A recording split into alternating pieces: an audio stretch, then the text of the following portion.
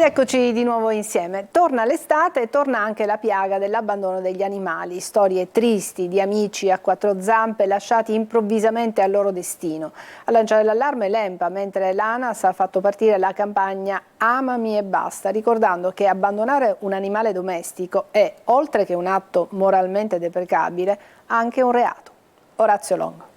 Poldo è stato trovato per strada, avrà avuto neanche 2 mesi, adesso ne ha 8 e a parte una breve parentesi di adozione è tornato indietro e sta vivendo nel box. Loro invece sono nati qui nel box, erano 7, da mamma abbandonata e messa incinta.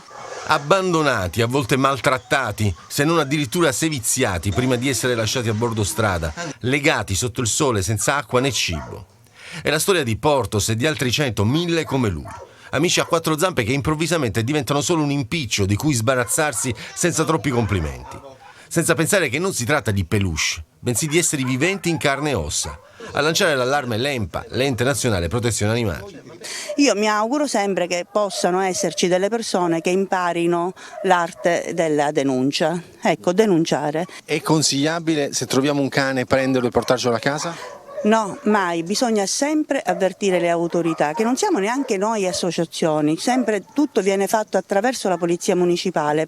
A muoversi nel segno della difesa degli animali anche l'ANAS, con la campagna Amami e basta, che invita ogni persona che incontri un animale randagio o vagante, che rappresenti un pericolo per la circolazione stradale e autostradale, a informare le forze dell'ordine al numero unico di emergenza 112.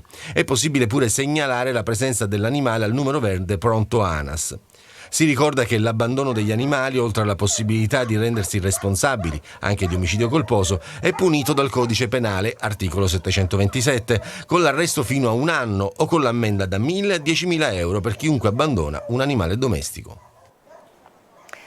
In apertura vi abbiamo parlato del caldo asfissiante di questi giorni e delle temperature che sono in risalita, ma c'è un rimedio tutto catanese che solleva il palato ma anche la pressione. Si tratta del seltz, limone e sale, un rituale tipico catanese, amatissimo dai turisti di tutto il mondo. Eva Spampinato. Possiamo chiederle cosa beve? Un seltz, limone e sale.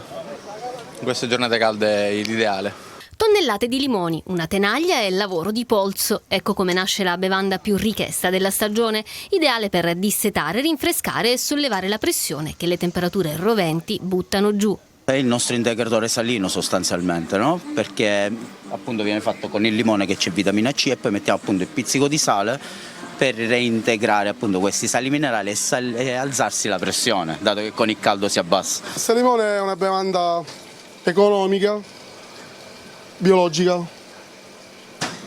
che ci invidiano in tutto il mondo.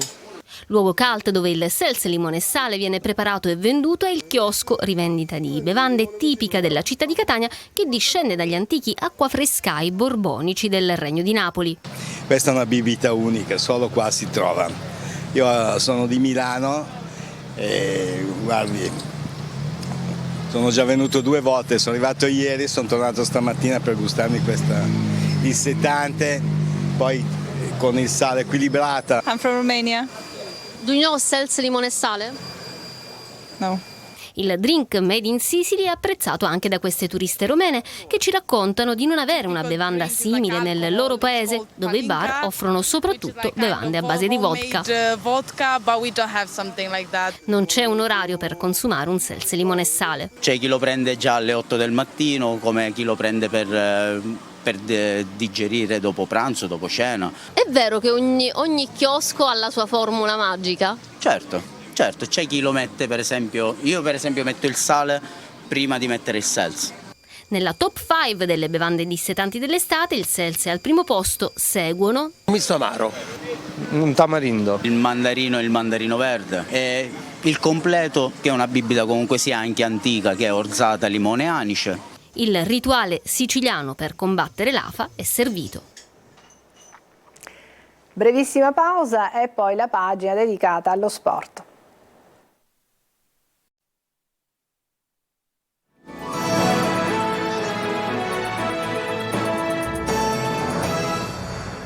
Eccoci rientrati in studio, una notizia di calcio. Il Catania ha ufficializzato la conferma per la prossima stagione di Marco Palermo. Il centrocampista indosserà la maglia rossa-azzurra per la seconda stagione consecutiva.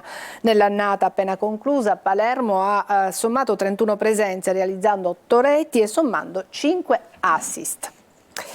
Cominciata la tappa etnea della Serie A di Beach Soccer. Nella prima gara subito un successo per il Catania Beach Soccer, sconfitta invece per il Catania SSD, e sabato c'è il derby. Marco Carli. Gol spettacolari e una bella cornice di pubblico a Catania per la Serie A di Beach Soccer con la terza giornata di campionato. Le due squadre catanesi arriveranno al derby di sabato alle 18:30 con sensazioni contrastanti. Il Catania Beach Soccer ha ottenuto subito un successo 3-1 contro il Città di Milano, squadra di valore che nel primo turno aveva fatto tremare il Pisa, campione d'Italia. Esordio negativo invece per il Catania SSD, che dopo i 4 punti conquistati nella prima tappa e l'avvio molto incoraggiante del campionato in casa ha subito un netto 6-1 dall'Alsa Napoli.